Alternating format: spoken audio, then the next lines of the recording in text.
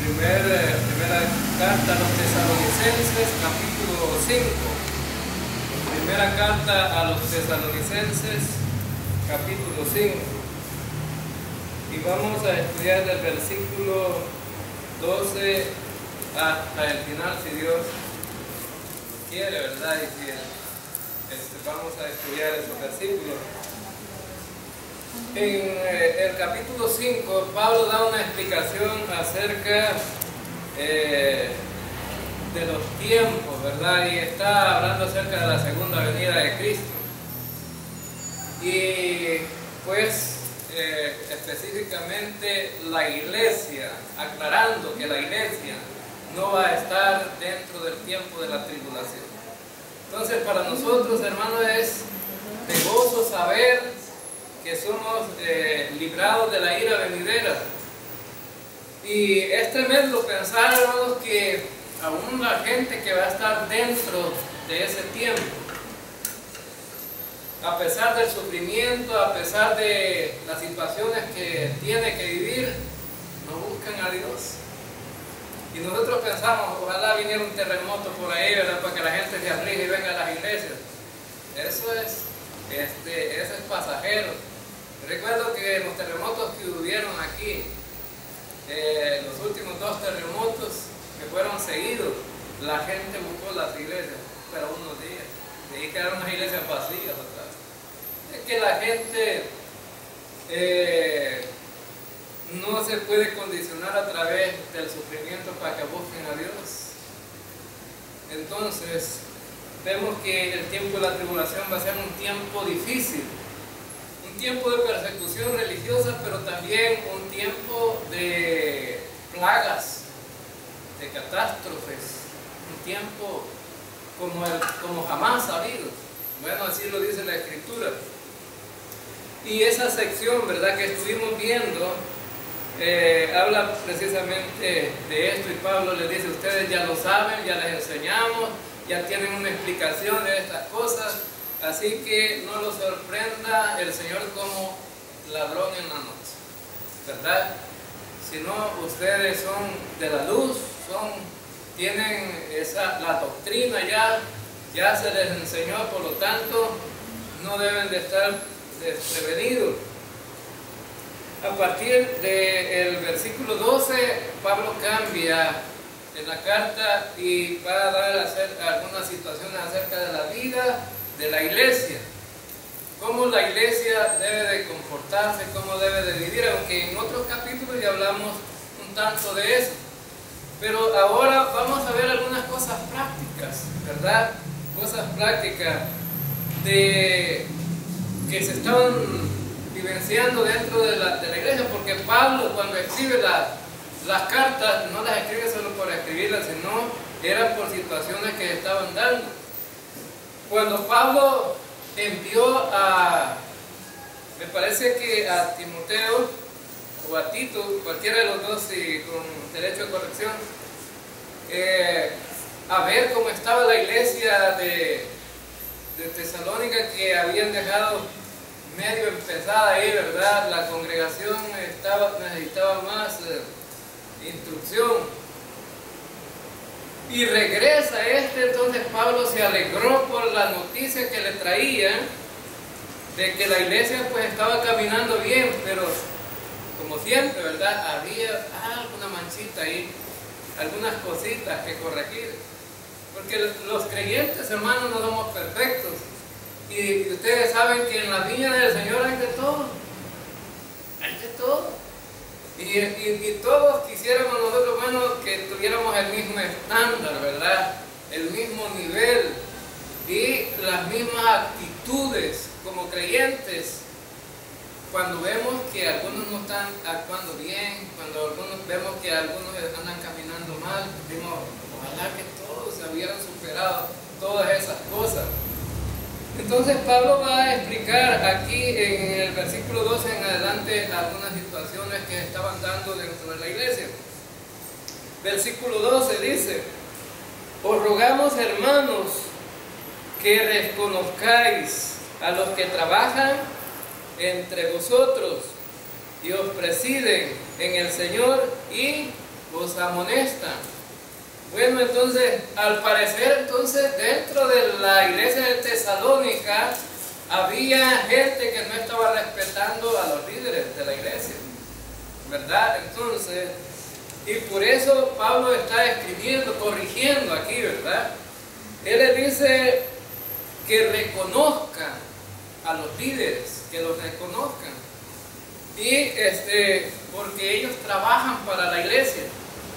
Y reconocer a estos líderes, bueno, algunos han interpretado que se trata de dinero, y no solamente se trata de dinero, se trata del reconocimiento de la iglesia, que ve al pastor como la autoridad de la iglesia, y a los líderes de la iglesia como la autoridad de la iglesia. Es decir, no se trata solo del pastor, se trata de los diáconos y de todos los que sirven al Señor.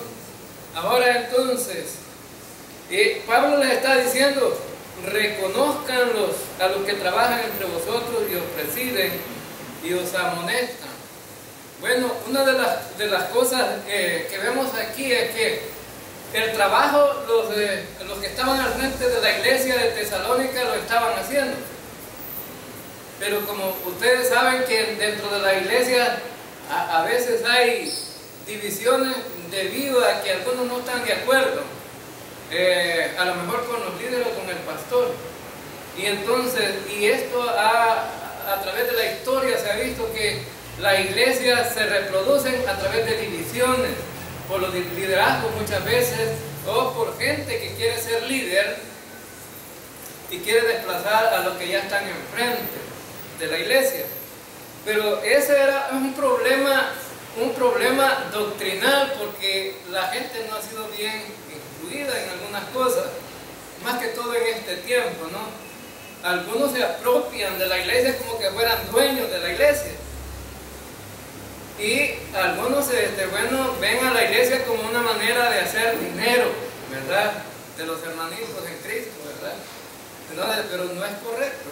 Ahora entonces, se trataba aquí de que los hermanos de Tesalónica no estaban respetando a los líderes, es decir, no lo estaban reconociendo. Y recuerdo yo que dentro de la misma vivencia de la iglesia, aquí en esta iglesia, antes quien mandaba era la junta directiva, no era el pastor.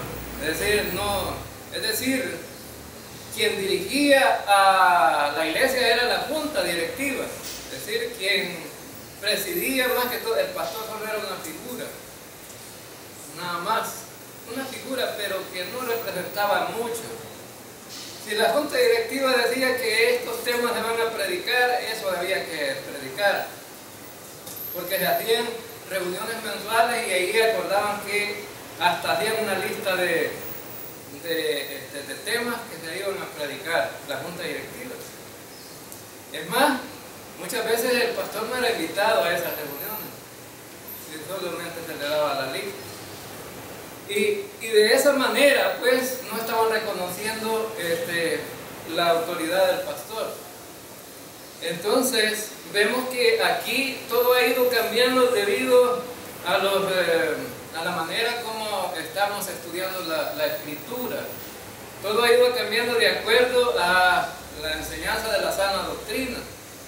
Entonces, estas juntas directivas se imponían y eran una autoridad. Es más, en muchas y en todas las iglesias bautistas de El Salvador, sobre todo de la asociación, la mayoría de iglesias son dirigidas por la junta directiva. El pastor simplemente es un empleado nada más de la iglesia, ¿verdad? Ustedes saben que con el empleado él puede hacer lo que quiere, pues, ¿verdad? El patrón. Ahora entonces,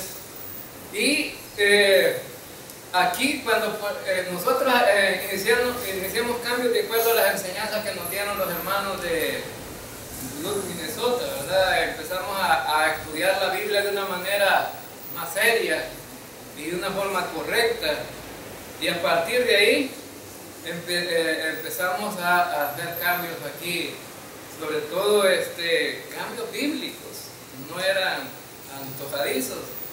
Se reformó la cuestión de la estructura de porque al principio, bueno, todo continuaba igual. Los primeros 3 o 4 años de que vinieron los hermanos nos estaban instruyendo, todavía continuaban las cosas casi igual, ¿verdad? No habían habido, algunos aspectos doctrinales estaban viendo de otra manera, la gracia de Dios la estábamos viendo, pero con respecto a la organización de la iglesia, fue años después que hubo cambios. Es más, recuerdo yo que la iglesia, bueno, que la junta directiva de la iglesia le iba a hacer una comida a los hermanos de Minnesota, ¿verdad? Gracias. Y resulta que habían invitado al pastor Dennis y a su equipo para esa comida. Y me dice el hermano Dennis, vas a estar en la comida. ¿En cuál comida? Le digo. Entonces, no, ahí tu iglesia va a hacer una comida, nos ha invitado a nosotros. No estoy enterado, le digo. Y no he sido invitado tampoco. Entonces el pastor Dennis le dijo a los organizadores, le dijo, si no está el pastor, no voy yo. Le dijo el hermano Dennis. Entonces, después, recuerdo que llegó un hermano a la casa y me dijo, hermano, quiero que esté en una cena que vamos a hacer. Entonces, ya me había contado el hermano Dennis que los habían invitado a ellos. Sí, me dice, quiero que si nos puede acompañar, me dice, por favor, porque al parecer, ahí en esa reunión, querían hablar con respecto a que aquí el templo se les iba a prestar y todo eso, ¿verdad? Para que continuaran en el ministerio. Y resulta entonces, en la reunión ahí, de la reunión que hubo de esa comida, recuerdo que el pastor Dennis no se dirigió con la junta directiva, sino que se dirigió conmigo, ¿verdad? A platicar. Entonces, les dio una lección y les dijo, bueno, después, dijo él, ¿verdad? Es que el pastor debe tener reconocimiento de la iglesia. Al parecer, la iglesia de aquí no tiene reconocimiento del pastor.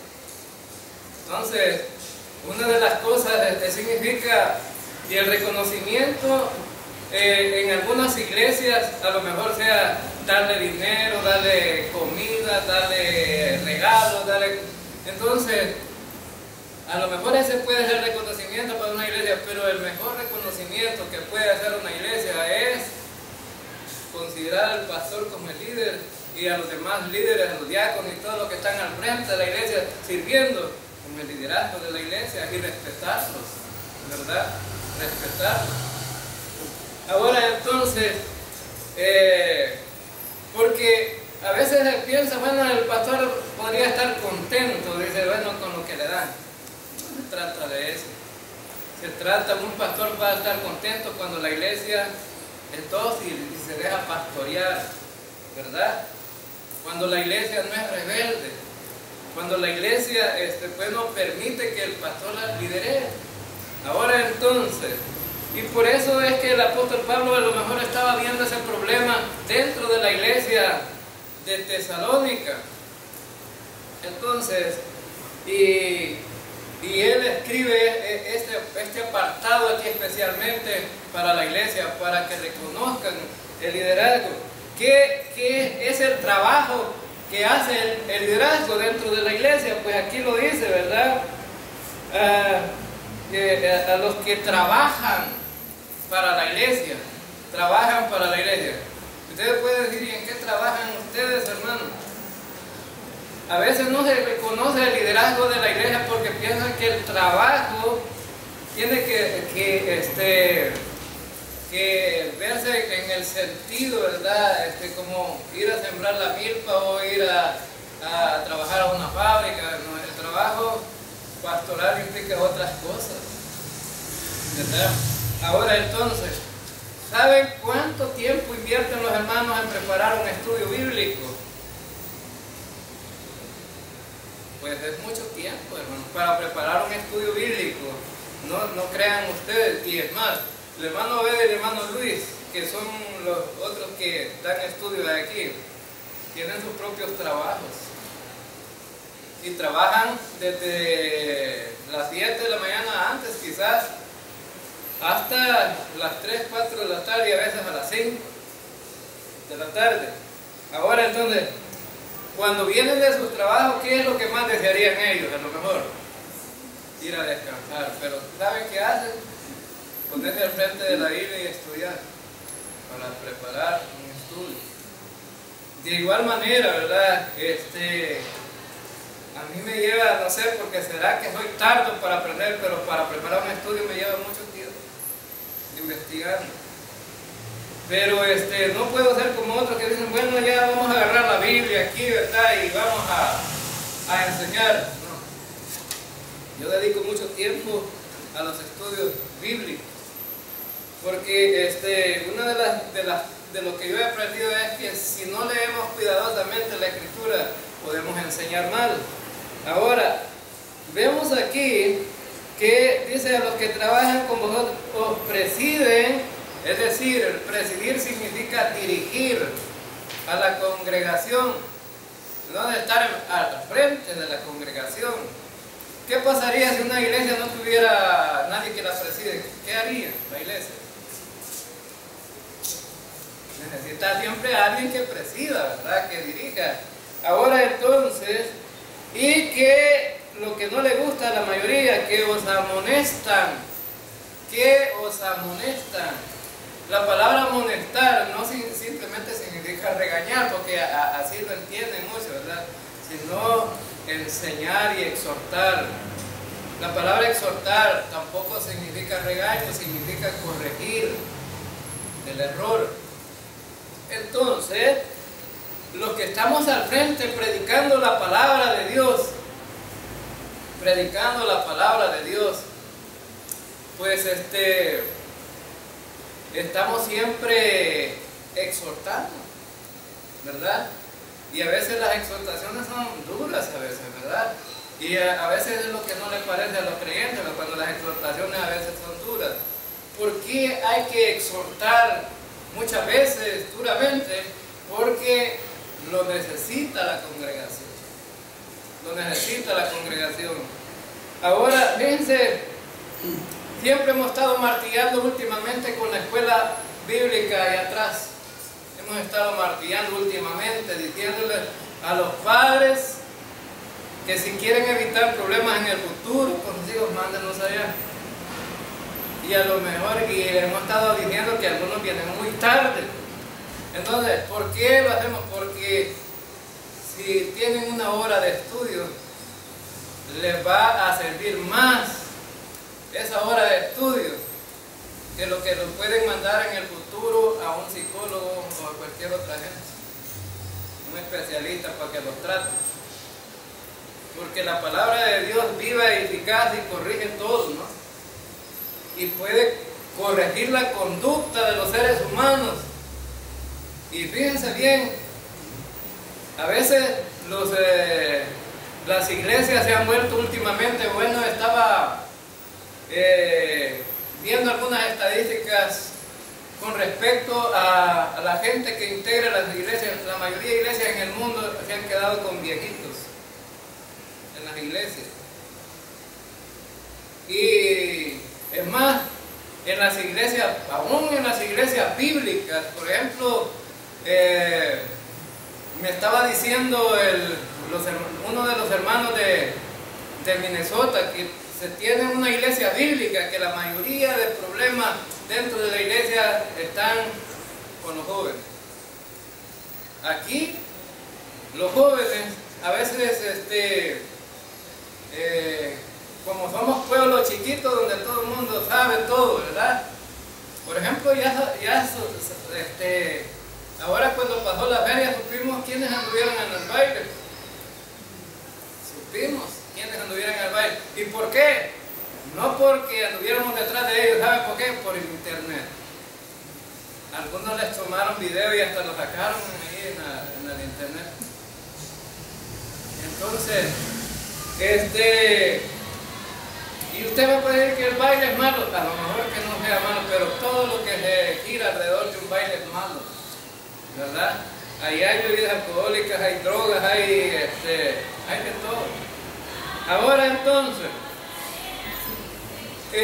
entonces la mayoría de jóvenes tienen dificultades porque a nivel mundial se ha desatado, ¿verdad?, Satanás para atrapar a los jóvenes, a las futuras generaciones. Imagínense si todos los viejitos de aquí de esta iglesia desaparecieran, ¿qué harían los jóvenes para dirigir esta iglesia? Necesitamos que los jóvenes estén aprendiendo la palabra de Dios, porque son los que van a tomar la batuta de esta iglesia, ¿verdad?, en el futuro. Nosotros vamos a morir, ¿verdad? Vamos a morir y van a quedar aquí las nuevas generaciones, pero estas nuevas generaciones necesitan ser capacitadas, instruidas en la palabra de Dios para que saquen a este pueblo adelante, ¿no?, al pueblo de Dios adelante, a la iglesia. Entonces, por eso es que siempre estamos ahí martillando, ¿verdad?, con el estudio, y es más, aún con los adultos que deberían de estar aprendiendo la palabra de Dios. Y dice el versículo 13, y que los tengáis en mucha estima. ¿A quién? A los líderes. Los tengáis en mucha estima y amor por causa de su obra. Tener paz entre vosotros. Ahora entonces dice que lo tengáis en mucha estima. ¿A quiénes? A los líderes. Porque el trabajo del líder es beneficioso para la iglesia, ¿verdad? Ahora entonces, es más, en esta iglesia no estamos hablando de que como en otras iglesias.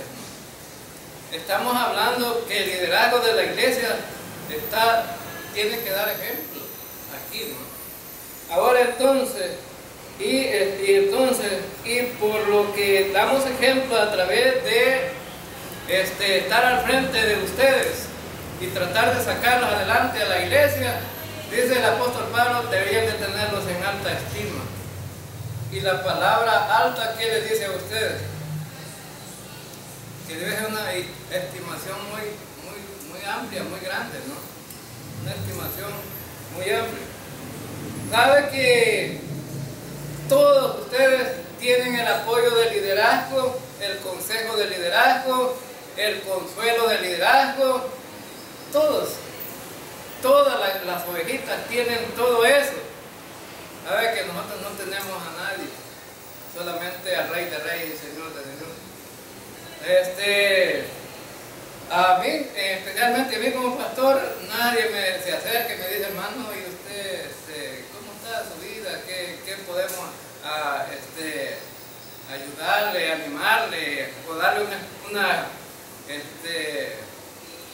con la mano en la espalda y decirle, mire, tiene mi apoyo en cualquier cosa que me necesite, ahí estoy? No tenemos eso, es raro el hermano, ¿verdad? Entonces, que se acerca a uno y decirle, ven hermano, ¿cómo está? Es raro. Ahora entonces, pero tener alta estima es hacer eso, ¿no? Acercarse, reunirse. Entonces, y reconocer sobre todo la autoridad que ellos tienen, que el liderazgo tiene. El hermano Luis y el hermano Bel tienen una autoridad aquí. Y siempre, cuando tengo la oportunidad de decirlo, debes de respetarlo, a esa autoridad. Es decir, ser un creyente genuino sería someterse bajo la autoridad, ¿verdad? Ahora entonces, y sobre todo dice tener paz entre vosotros, significa en última instancia procurar no tener problemas con los hermanos, ¿verdad? Si el liderazgo y la iglesia se lleva bien, la iglesia va a caminar mejor, ¿verdad? Si hay paz, como les decía, la mayoría de iglesias se divide por problemas, ¿verdad? por problemas, no porque vayan a evangelizar y hayan más convertidos, sino por dificultades. Hay iglesias, hay ciudades pequeñas en El Salvador, y ustedes saben por qué a algunas iglesias bautistas le dicen primera iglesia bautista y a otras le dicen segunda iglesia bautista.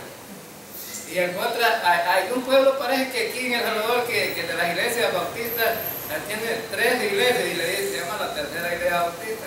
¿Por qué creen ustedes? Porque se dividieron. Y para no cambiar el nombre, todos solamente le cambian el qué, el numeral, el número, tercero. Ahora entonces, tener armonía y paz entre los creyentes sería lo ideal, ¿no?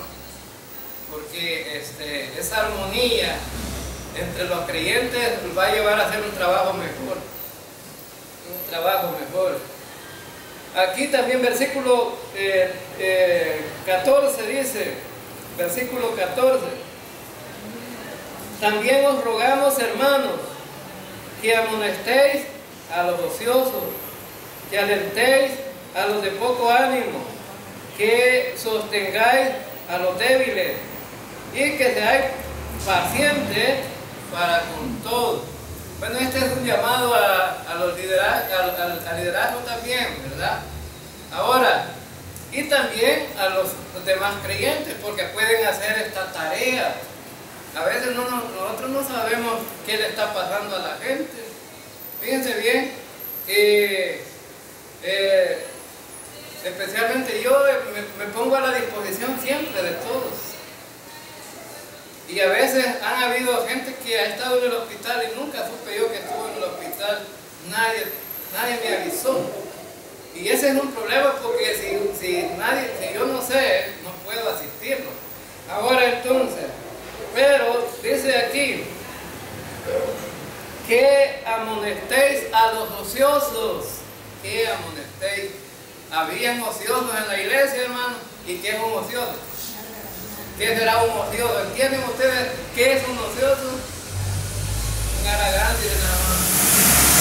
Alguien que no quiere hacer nada, ¿verdad? ¿Habrán ociosos en esta iglesia, hermano? Ahí nadie dice amén, va. Fíjense bien, un ocioso es una persona que no quiere hacer nada. Es más, el ocioso, ¿qué es lo que le gusta? Que le sirva. Eso es lo que le gusta al ocioso, que le sirva. Ahora entonces, ¿qué dice la palabra que debemos hacer con él? ¿Qué debemos de hacer con él?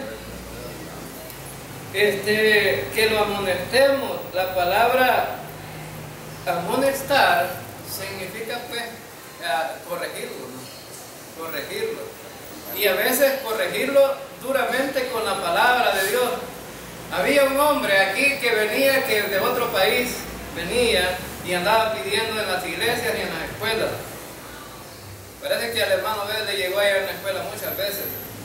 Y aquí vino, la tercera vez que vino, yo tuve que exhortarlo duramente. Porque siempre venía con la cuestión de que un hermano de él estaba con insuficiencia renal y que querían operarlo. Y que, y que necesitaban una ofrenda, ¿verdad? Y entonces tuve que decirle lo que le dice la hermana, le decía la hermana Olga cuando tenía tiendita a lo que huele pega, ¿verdad? Decía la hermana Olga, porque todos los días le llegaba, ¿verdad?, a pedirle dulcito. Y entonces la hermana Olga le dije, corre a otra cuadra, papá, le dije, ¿verdad? Corre a otra cuadra. O sea que era otra tienda, pues, ¿verdad? También. No que solo a ella le llegaba, ¿verdad? Y le dije al hermano, mire hermano, voy a ser duro con usted, pero creo, le dije que ya es suficiente, ¿verdad? Las veces que ha venido aquí es suficiente para que nosotros le ayudemos. Es más, le digo, esta es la última vez y vamos a pasar con el hermano para que le den, pero es la última vez, ¿verdad? Y entonces se molestó conmigo, usted es siervo de Dios, pero es malo, me dijo. No, hermano, le digo, no es que sea malo, pero también todo tiene un límite. que sería cierto del enfermo, no lo sabemos, no se sabe. Pero todo tiene un límite, ¿verdad? Se le puede ayudar a la gente, pero no estará atendiendo todos los días. Ahora bien, entonces, vemos que aquí dice que eso, en la otra carta que vamos a estudiar, a lo mejor a partir del próximo domingo, si logramos terminar ahora aquí, a partir del otro domingo, en esa otra carta Pablo exhorta a los que no trabajan. Les dice a los hermanos, no le den comida a los que no trabajan, que trabaje aquella persona para que coma, porque en esta iglesia específica los hermanos habían dejado, muchos creyentes habían dejado de trabajar, como el día del Señor ya venía, ¿verdad? O el rapto de la iglesia ya venía, y decían, bueno, ¿para qué vamos a trabajar? Y la milpa iba a quedar, ¿verdad? Ahí va a quedar. Entonces, en aquel lugar, a lo mejor no eran milpas, ¿verdad? Como aquí, pero entonces, ahí va a quedar todo. ¿Por qué? Pero ahí estudiamos que les exhorta, sigan con las mismas actividades diarias. Ya lo estudiamos. Sigan trabajando en lo que les toque trabajar, ¿verdad? Entonces, Pablo le está diciendo, bueno, no, el que no trabaje, que no coma. Ahora entonces, y vemos aquí que él está diciéndole a los hermanos, amonesten a esos ociosos. Pero también hay otras cosas aquí importantes, ¿no? Que alentéis a los de poco ánimo. Alentéis a los de poco ánimo. ¿Quiénes son esos de poco ánimo? Son aquellos, aquellos creyentes que con tantito, ¿no? Se desaniman y se van de la iglesia. Con tantito, es decir, no tienen arraigada una fe tan firme, ¿no? Con una pequeña prueba se desaniman. Bueno, y es más, no solo se desaniman, sino que están decepcionados de Dios. Se decepcionan. Dice, como que Dios no existe para mí, o sea, no está para mí. ¿Y sabe qué es lo que Dios quiere hacer con ese creyente muchas veces? Esto que se desanima. Animarlos a través de pruebas para que crezcan, para que puedan tener una fe más firme. Como dice Santiago en el capítulo 1, versículo 3, que debemos de recibir las pruebas. Dice que vamos a ser probados, pero dice que debemos de recibir las pruebas con gozo. Debemos de estar contentos en medio de la prueba. Algunos dicen, ¿cómo es posible estar contento en medio de la prueba? Bueno, Santiago veía estas cosas desde este punto de vista porque, bueno, en sí las pruebas afectan la vida espiritual, pero para eso están también los recursos que Dios ha puesto, ¿no? Para que nosotros nos mantengamos firmes en medio de esa prueba. Ahora entonces, la mayoría de gente que están débiles en la fe, ¿qué es lo que hacen? Se van de la iglesia. Y allá solitos, ¿qué van a poder estar animados, verdad? Entonces se encierran allá en su propio mundo y dicen, no, ya no voy a la iglesia, estoy decepcionado, al parecer Dios no está conmigo. No, debería ser lo contrario, y dejan de leer la Biblia, y dejan de orar. Entonces, al contrario, cuando uno está en situaciones difíciles, lo que debe hacer es venir a la iglesia, leer la palabra y orar. Son 3 recursos que Dios nos ha dado para salir adelante. Muchas veces, cuando estamos desalentados, encontramos aquí en la palabra de Dios lo que necesitamos para salir muchas veces de lo que estamos enfrascados o el error que tenemos para pensar que Dios no está con nosotros.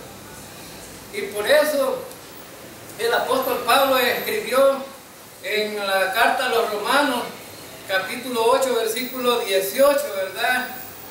Que, bueno, las pruebas del tiempo presente, las situaciones del tiempo presente, no son comparadas con la gloria venidera. Y es más, dice que muchos hermanos en todo el mundo también, dice el apóstol Pedro, ¿verdad? Muchos hermanos están en el mundo, están en situaciones similares o peor quizás que nosotros. Entonces, eso nos da la medida para que nosotros entonces podamos entender que no solo somos nosotros, porque cuando una persona débil se va, piensa que solo él es. Pero si usted va al hospital, hermano, medio enfermo, y usted dice, bueno, estoy grave, voy al hospital, ¿verdad? Y cuando allá llega al hospital, ¿qué es lo que ve? Gente más grave, peor, y uno dice, bueno, yo pensé que yo estaba, hay gente peor. Va a haber gente que sin unos aparatos que le ponen no puede respirar, ni se puede levantar. Miren, imagínense ustedes al límite que tiene que llegar un ser humano cuando está enfermo, allá que no está incapacitado, que no puede hacer nada, acostado en una cama, y todo le hacen, pues. Todo le hacen. Entonces, y uno que va medio ahí, ¿verdad? Caminando todavía, piensa que va a la desgracia, pero no. Y uno dice, bueno, esto me alienta, pues. Hay gente peor todavía. Las cosas del tiempo presente, dice el apóstol Pedro, estas cosas que nos pasan, le pasan a muchos hermanos en todo el mundo. Ahora entonces, había que alentar a los de poco ánimo, fortalecerlos. Es el trabajo de nosotros a través de la palabra de Dios, de fortalecer a estos hermanos. Y el problema es que a veces uno quiere alentar a los hermanos y los hermanos se les corren. Se les corren.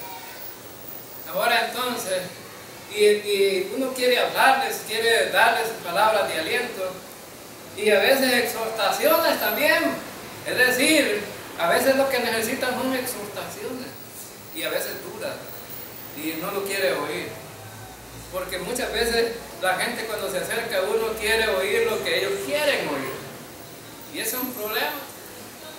Cuando la gente se acerca a uno, tiene que oír lo que Dios quiere decirles, no lo que ellos quieren oír, porque a veces la gente quiere oír lo que ellos piensan que es correcto, y a veces no es así. Ahora entonces, debemos de alentar a los de poco ánimo, y eso es un trabajo, ¿no?, de los liderazgos, pero también un trabajo lo puede ser usted con otro hermano también. Que sostengáis a los débiles y que seáis pacientes con todos. Miren, una de las cosas que debe tener un líder es paciente. Paciente. Y esa paciencia, pues, ustedes saben que debe de ser el don del Espíritu, ¿no? Dominio propio. Ahora entonces, ¿por qué? Porque muchas veces las ovejitas, hay ovejitas que van a estar en contra del pastor. Y entonces, y esas ovejitas son las que causan grandes dificultades dentro de la congregación. Y entonces, y a veces esas ovejitas también van a crear grandes conflictos dentro de la iglesia, y hay que tener paciencia aún con estas ovejitas, ¿no? Ahora entonces, y muchas veces, a mí me han contado, ¿verdad? Mire, ve que ahora no estaba hablando de usted, pero yo cuando voy al del hermanito que ha hablado de mí, no lo trato como que hubiera hablado de mí. Lo trato con más amor, ¿verdad? Ni siquiera le recuerdo que habló de mí. Entonces, porque tengo que tener paciencia para tener la oportunidad de corregirlo a través de la palabra de Dios, ¿verdad? A través de la palabra de Dios. Si fuera en la carne, hermano, solo peleando pasáramos. el pastor con las ovejitas, ¿verdad? Igual en la carne, pero esto tiene que ser en el espíritu.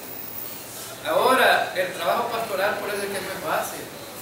Ahora entonces, o ser líder no es fácil, más si se trabaja con iglesia y con gente, ¿no? Ahora entonces, hay que tener paciencia, dice Pablo. Entonces, dice que hay que tener paciencia, pero ¿para con cuántos? Para con todos, para con todos. Significa que no podemos marginar a nadie. Significa que debemos de ver a ese hermanito, a todos los hermanitos, como las ovejitas que son. Ahora entonces, pero a veces,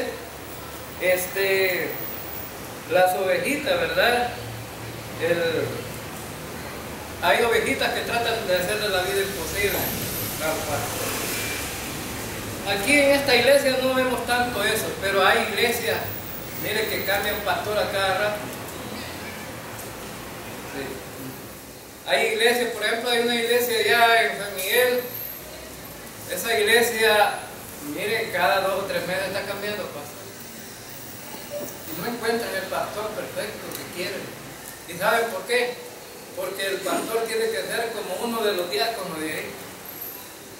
Y este diácono de ahí es el que maneja toda la iglesia. Y es el tesorero de la iglesia. Y tiene el poder, porque tiene dinero también. Y él dice, no, esta iglesia yo la mando, yo decido. Es más, cuando teníamos el instituto bíblico, ahí en esa iglesia nos corrieron como instituto bíblico, porque estábamos enseñando la sana doctrina. Y nos fuimos para otra iglesia que nos acogieron. Eso es lo bueno de la viña del Señor, de que si uno nos desprecia a otro, también nos apoyan, ¿no? Ahora entonces,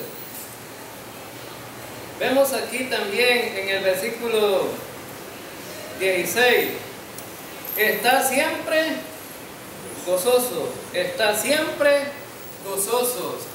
Esto de siempre gozosos, bueno, para muchos es un problema. La palabra dice siempre. Y la palabra siempre, ¿qué quiere decir? Pues siempre.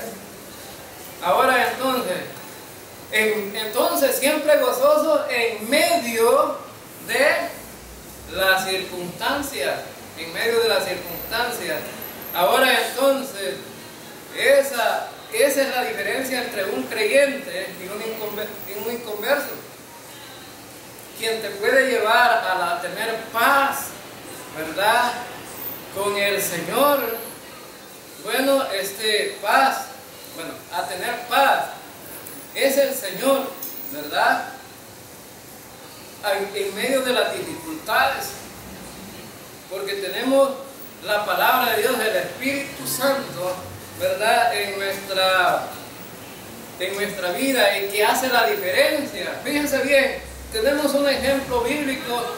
El apóstol Pedro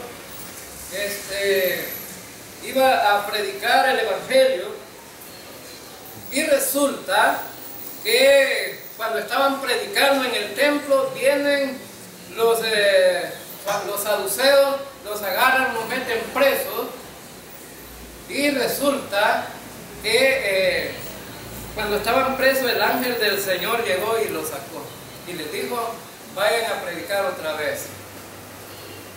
Las cárceles estaban encadenadas, los guardias estaban cuidando las puertas, pero el ángel del Señor los sacó de ahí, y los llevó a predicar otra vez. Ahora, piensen ahora, hermano, si hubiéramos sido nosotros que hubiéramos estado presos, ahora, entonces, y si el ángel del Señor nos hubiera sacado de ahí y nos hubiera dicho, vayan a predicar otra vez, hubiéramos ido a predicar otra vez, o nos hubiéramos ido antes de que nos meten a la cárcel, vámonos a huir a otro lado. Pero ¿sabe qué? Estos hermanitos de la iglesia del primer siglo, ellos, después de que los sacaron presos, fueron a predicar la palabra, y ellos dijeron, debemos de obedecer antes a Dios que a los hombres. Y aunque ustedes nos digan que no prediquemos, nosotros vamos a seguir predicando. Y dijeron, es más, y dice que salieron de ahí llenos de gozo por haber servido al Señor en circunstancias como esta. Es más, tuvieron una capacidad de acusarlo y ustedes lo mataron. Ahora entonces, el apóstol Pablo estaba preso con Silas en la cárcel y en lugar de ponerse a llorar, empezaron a cantar y alabar a Dios en medio de las circunstancias. Imagínense usted, en esas cárceles, no crea usted que solo lo metían a la cárcel y era todo. En esas cárceles le ponían el cepo, los encadenaban en unos en las paredes de las cárceles, eran cuevas, les ponían cadenas y el cepo en los pies y así pasaban toda la noche, ni siquiera acostaditos. ¿Pero qué hicieron ellos? Que el hermano Nelson no me vino a ver a la cárcel, estoy enojado porque no me vino a ver a la cárcel, ni me trajo ni siquiera algo, pues yo de estos hermanitos ya no, ni siquiera. ¿Qué hicieron ellos? Empezaron a hacer un culto ahí. Estoy confiando. Y empezaron a cantar. Estaban confiando en el Señor. Ahora entonces, está siempre gozoso en medio de las circunstancias. Ahora entonces, la iglesia primitiva, la iglesia del primer siglo fue una iglesia que sufrió, pero en medio de eso tenían el gozo de servir al Señor y de seguir al Señor. Ahora entonces, vemos también versículo 17, dice orar sin cesar. El versículo 17 de orar sin cesar significa tener una constancia en la oración, no solamente la oración matutina o la oración de la noche o la oración en la que no, ser constantes en la oración. En medio de, alguien puede decir, yo estoy trabajando, hermano, ¿y cómo voy a estar orando y trabajando?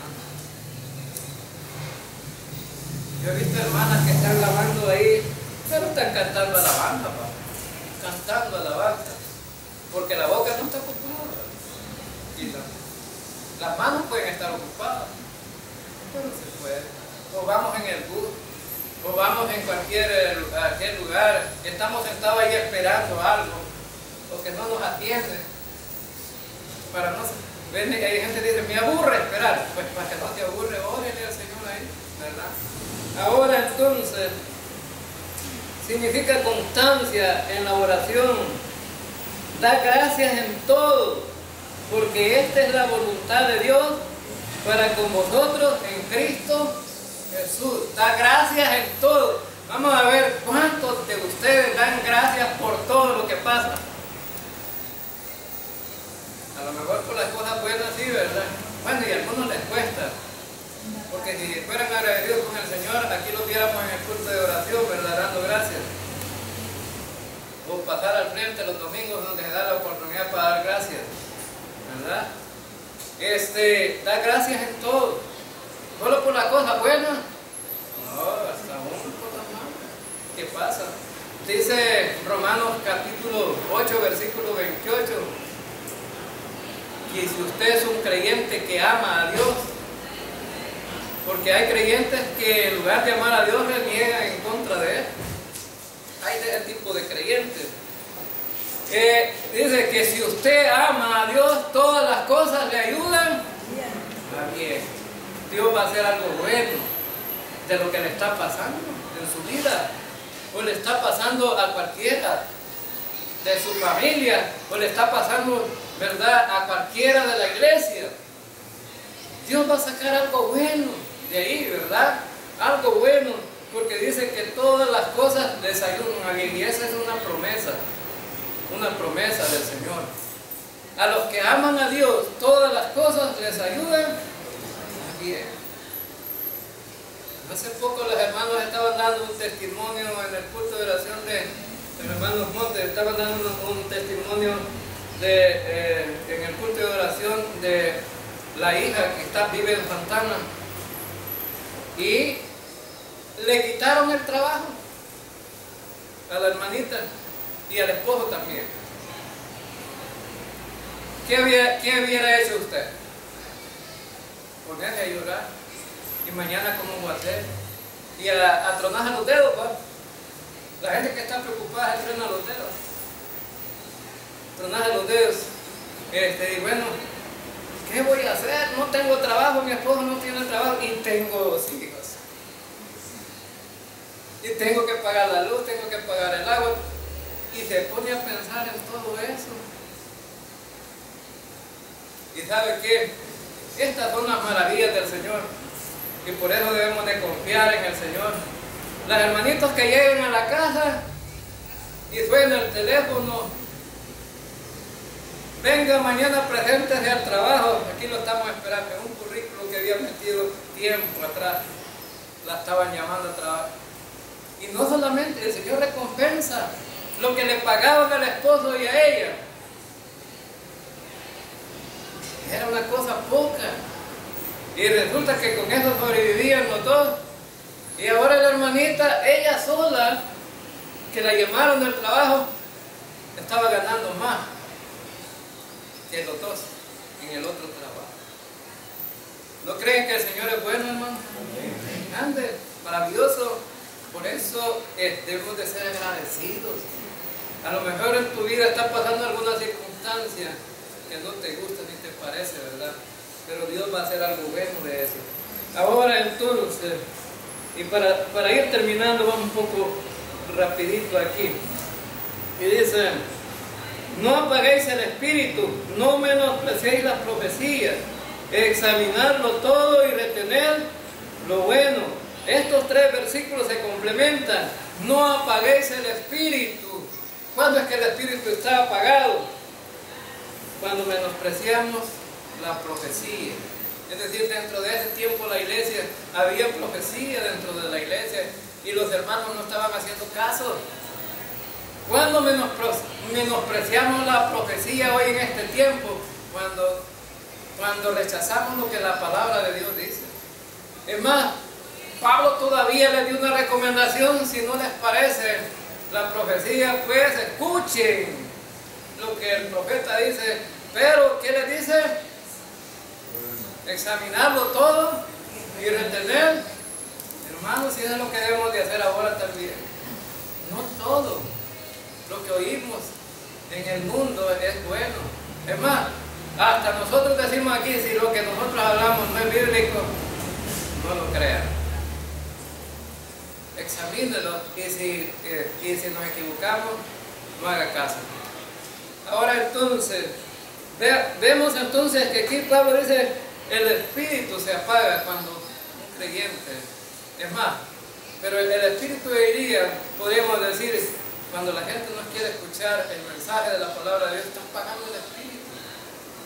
Porque ahora ya no tenemos profecía como en ese tiempo, pero tenemos la palabra. Y dice el apóstol Pedro que la palabra profética es más segura, y esa es esta palabra. Ahora entonces, y dice aquí, absteneos de toda especie de mal. Hay hermanitos que siempre están maquinando en mal de otros, ¿verdad? Este es el consejo para ellos. No piensen mal, hacer mal a nadie. Además, el juez ni siquiera somos nosotros. Si a alguien le hace daño o le hace mal, deje que el juez está a la puerta y va a venir. Él es que va a juzgar. Nosotros, miren, mejor manténgase callado, que va a ser más beneficioso. Ahora, y dice, y si el mismo Dios de paz os santifique por completo, y todo vuestro ser, espíritu, alma y cuerpo, sea guardado irreprensible para la venida de nuestro Señor Jesucristo. Fiel es el que os llama, el cual también lo hará. Ahora entonces dice aquí que el apóstol Pablo está llamando a la santificación de todo nuestro ser. El ser humano se compone de materia y espíritu. Materia, espíritu y alma. Bueno, 3 en uno solo, ¿verdad? 3 en uno solo. Materia del cuerpo, que es el envase. Este cuerpo sin el Espíritu, ¿qué pasa?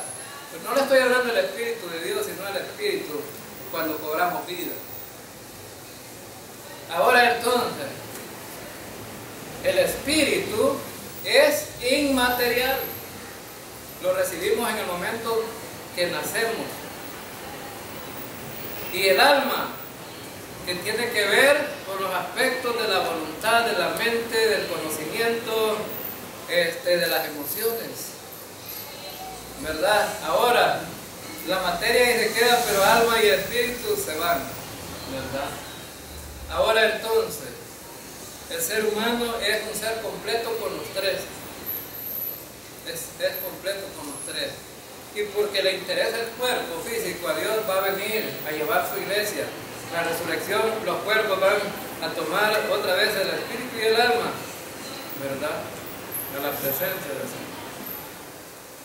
Y entonces, el espíritu es lo que nos conecta a Dios. Fíjense, el espíritu que Dios nos da en el nacimiento es lo que conecta a Dios. Es lo que conecta a Dios.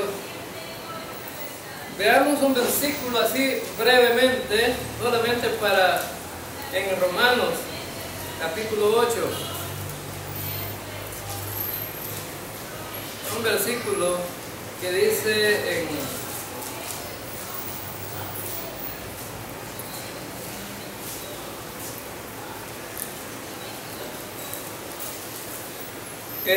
dice en el versículo 16, y el Espíritu, ¿cuál Espíritu? El Espíritu Santo. El Espíritu Santo mismo da testimonio a nuestro espíritu. ¿Cuál espíritu? Que recibimos cuando nacemos, de que somos hijos de Dios. Entonces, la conexión divina la tenemos con el Espíritu. Con el Espíritu que Dios nos ha dado. Entonces sin esa conexión espiritual del Espíritu Santo, dice Pablo, somos como animales, dice, irracionales, ¿verdad? Y solamente el Espíritu nos conecta con lo espiritual. Y el Espíritu y el Espíritu Santo conectados nos hacen comprender las cosas espirituales.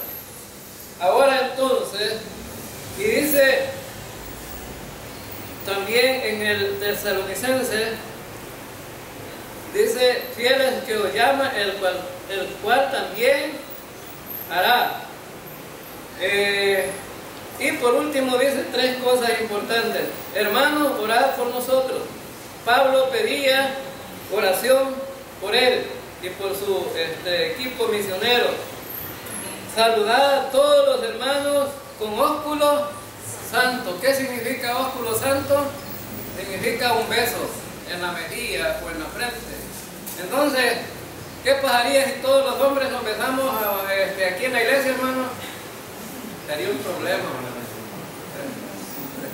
Sería un problema. En aquella cultura no era problema. Los españoles no tienen problema. Estaba viendo yo un reportaje la otra vez en Discovery que sacando un reportaje de unos jugadores españoles. Y resulta que cuando se encontraron los dos jugadores, se besaron. Pero no se besaron en la boca, sino en la mejilla, ¿verdad? Entonces, resulta que ósculo santo es un saludo sin mala intención, sino con una buena intención. Con mala intención sería que los hermanos aquí empezaran a besar y terminaran en la boca y abrazaditos. Ya, sería mala intención. Y entonces, ahora, y dice 27, os conjuro por el Señor que esta carta se lea en a todos los santos, hermanos. La gracia de nuestro Señor Jesucristo sea con vosotros. Amén. Ahora, la palabra conjuro se oye como que fuera la brujería, ¿verdad? Pero esa palabra en otra versión es más clara. La palabra conjuro, ya les digo qué significa esa palabra. Significa encarecidamente, pedir con constancia y con una especie de autoridad una cosa. O sea que, en otras palabras, Pablo estaba diciendo, quiero que ustedes lean, que todos los hermanos lean la carta. ¿Para qué? Para que todos los creyentes fueran beneficiados con el mensaje que él mandaba, ¿verdad? Y también dice, por la gracia de nuestro Señor Jesucristo, sea con todos vosotros, amén. Y esa es la gracia de Dios. Hemos aprendido mucho de esta carta, ¿verdad? Y vamos a seguir aprendiendo el próximo domingo en la siguiente carta a los Tesalonicenses. Vamos ahora.